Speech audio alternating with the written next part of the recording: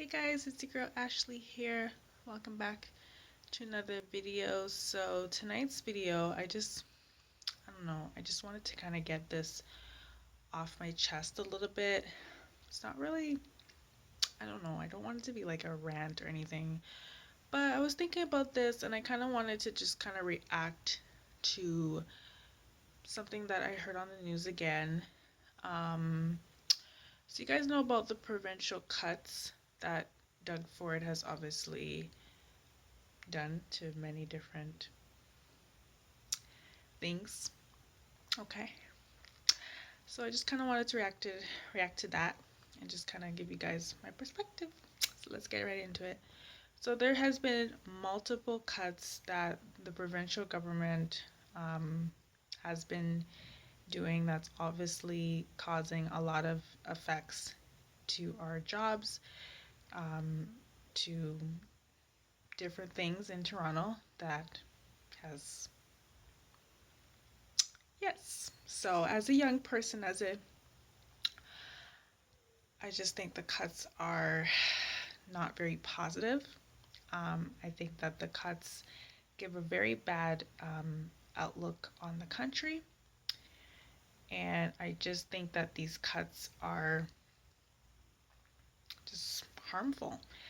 I believe that, the government has ways that they can save money, obviously. But I honestly don't believe that they should be cutting everything. I think that there's a lot of wasteful spending, obviously, at Queen's Park, but I don't believe that cutting out services and cutting out different things essential things that people need is going to make the country any better. Toronto is already in a crazy time of deficits. Like, we have like a really crazy deficit going on, and we have like a lot of waste, right?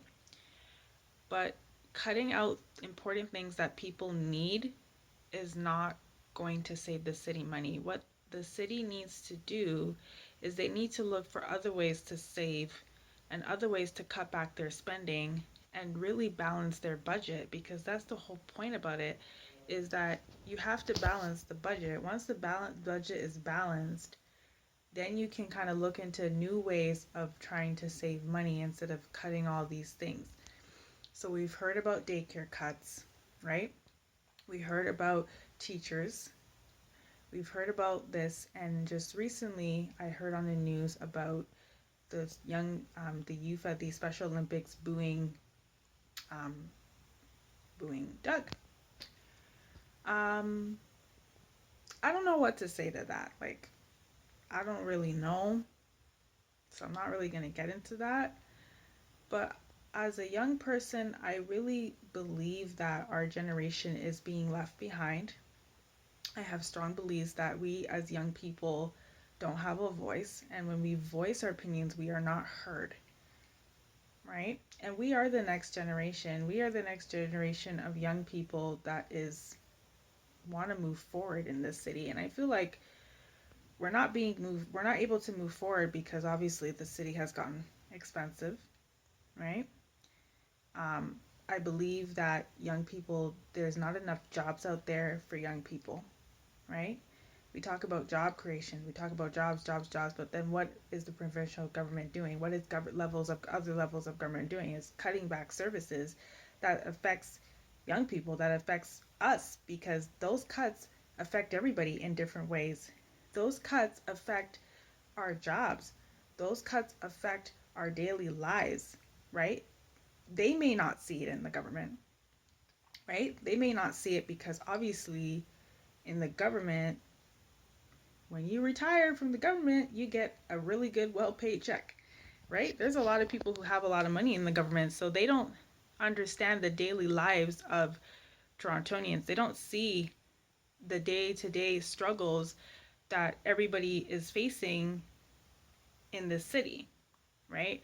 So I just kind of wanted to put that out there. Like, as a young person at the age of 26, I wonder about my future. I wonder about what am I going to achieve in life? if I feel stuck. Like I don't know if other young people are facing this in right now with what's going on, but sometimes I think about that. Like I think about my future. I think, okay, so what is it I'm going to do? What am I going to do? Right? And I'm sure a lot of young people have these questions, especially the ones that are finishing school or graduating high school and they don't know what they want to do with the rest of their lives. But we feel left behind because I feel like the generation before us tries to pressure us, tries to make us, and if we speak up, then they get mad at us and say, oh, well, you're not trying hard enough. Oh, you need to do this or you need to do that. And you're getting all this pressure. And it's like, okay, so what can I do? Right? So think about it. Whatever the government decisions are are made impact us in different ways. And they may not see that, right? They don't think anything is wrong, but there's a lot wrong with these cuts. And there's a lot wrong with people are not being and people are shutting people down when they do these protests. People have rights to protest. People have rights to voice their opinions at protests. The teachers have rights to voice their opinions about why they shouldn't lose their teacher jobs, right? Why are all these things being cut? Why is it necessary to cut? Okay, I understand that, yeah, you want to cut out wasteful spending, but cutting out certain things and programs like healthcare, education is so important. Those kinds of stuff, like, you can't just cut until nothing's left. You got to think about people, right? And Doug said, guess what? I'm for the people. I'm for the people. I'm for the people. But I feel like a lot of the decisions that he's been making aren't for the people. They're not. They're against the people. And people have rights to voice that opinion. Okay? And that's in all levels of government, guys. It's not just provincial, that's in municipal, that's in federal, right? The decisions that the government makes impact everybody. I was just listening to, I don't know, I was hearing on the news that there's a lot of countries like that are fighting right now because the government has made bad decisions and it's cost the country bankruptcy. Like Venezuela, Venezuela's broke. They're fighting there because there's no money. The government has wastefully spent all their money and there's nothing. And we look at all the countries around the world. Everywhere around the world right now is struggling. They're struggling financially. They're struggling as people. People are poor, becoming more poor because prices is rising, rent is rising, everything is rising. It's not just in Toronto, guys. We are not to that point, thank God. But there is so much places around the world that is just sad to hear. It's sad to hear. And so the point of this video is to show that whatever the government makes or whatever we make, decisions that we make, it impacts us, right? So sometimes, yeah, they try to say young people don't vote. Young people don't vote because we are not heard. We are not listened to. We feel left out. We feel like we're the backbone of this country. And we should be at the forefront right now behind our parents' generation because we are the generation coming up. And what is in store for our future when everything is being cut? What is in store for our children? What's in store for people? You've cut all these services and you've made all these cuts. And what's there for people? What's there? We don't want Toronto to be people to be struggling more here. There's already enough stress here. Okay, stress with rent, bills, everything else. We don't need to continue to be stressed. We need action. We need action to come involved. And if you say that you're for people, if you say that you're for people, we need to see people decisions. We need to see that because as I said, whatever decisions that is being made in all levels of government impacts our lives. We need to think about it. So the decisions that are being made with these cuts, yes, it does impact, right? It does impact. And people have a right to voice their opinion. So people telling you or somebody saying to you, "Oh, well, don't no, don't protest. Don't protest." Really? Right? Listen. You have to do whatever you do to get your point across. You have a right to say your feelings. We as young people have a right to say our feelings. And I'm not sure about the reason why people booed Doug, but maybe they had a point to make, right? Maybe they had a point to make. Maybe they're just fed up of people not listening to them, especially the young people, right?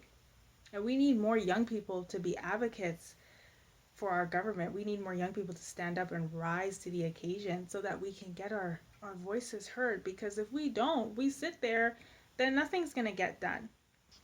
Nothing's going to get done. Nothing is going to get changed if we don't stand up. And I know it's hard to do. Like, not everybody is meant to be like, not everybody's meant to be a leader, right?